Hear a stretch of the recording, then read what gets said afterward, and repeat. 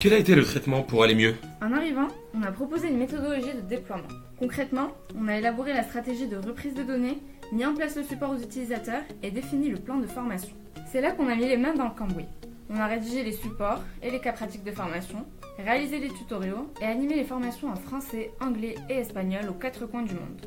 À chaque fois, il a fallu s'adapter à des interlocuteurs avec des métiers, des façons de travailler et des niveaux différents.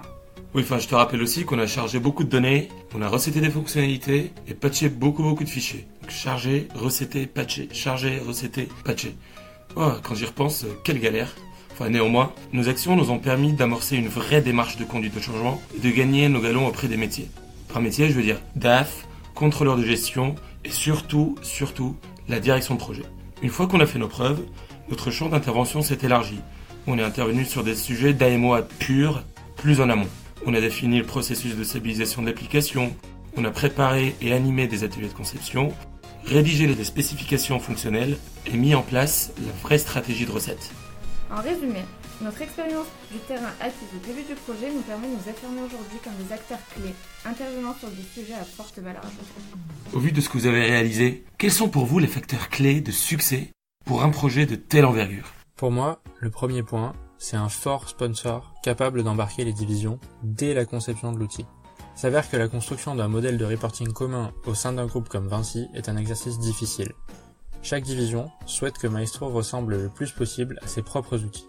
Maestro étant un outil pôle, l'enjeu est de toutes les faire converger vers les mêmes concepts d'utilisation. Ensuite, il est primordial que les objectifs fixés tiennent compte des moyens disponibles et de la capacité à délivrer.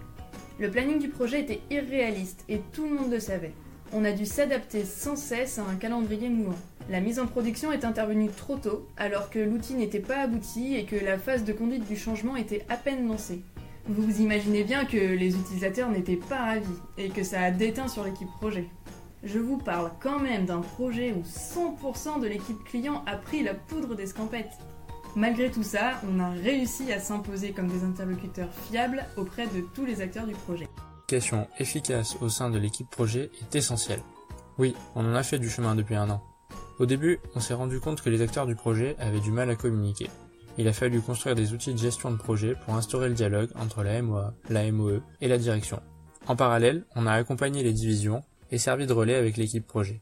Aujourd'hui, les acteurs du projet communiquent. Il n'y a plus des équipes projet, mais une équipe projet.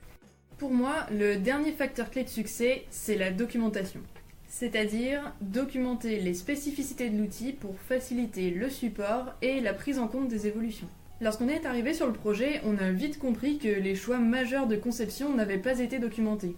On était contraint de s'adresser aux sachants pour assurer le support. Grâce à la rédaction de spécifications fonctionnelles et techniques, on a pu mettre en place un processus de prise en compte des évolutions et des corrections de l'outil et faciliter la montée en compétence des nouveaux acteurs. En s'appuyant sur ces facteurs clés de succès, quand j'interviendrai sur mon prochain projet, je suivrai la démarche suivante. 1. Déploiement pilote sur les petites divisions qui étaient plus matures, avec reprise de données de l'ancien outil, formation des utilisateurs et accompagnement jusqu'à la mise en production. 2. Capitalisation sur les pilotes, avec préparation d'un kit de déploiement grâce aux quick wins et retour d'expérience. 3. Stabilisation de l'outil avec clôture des derniers points ouverts en même temps que la formation de l'équipe support. Enfin, 4. Déploiement industrialisé par vague, notamment sur les plus grosses divisions. En suivant le schéma, formation des équipes en division, assistance à la reprise des données de l'ancien outil, accompagnement au démarrage jusqu'à la mise en production de l'outil. S'il y avait qu'une chose à retenir de ce projet, c'est notre équipe. On est resté soudés et solidaires dans les moments difficiles, on s'est passé le relais depuis le début de la mission, et on peut dire qu'aujourd'hui on est une belle bande de copains. Et comme je dis souvent... Created using Powtoon.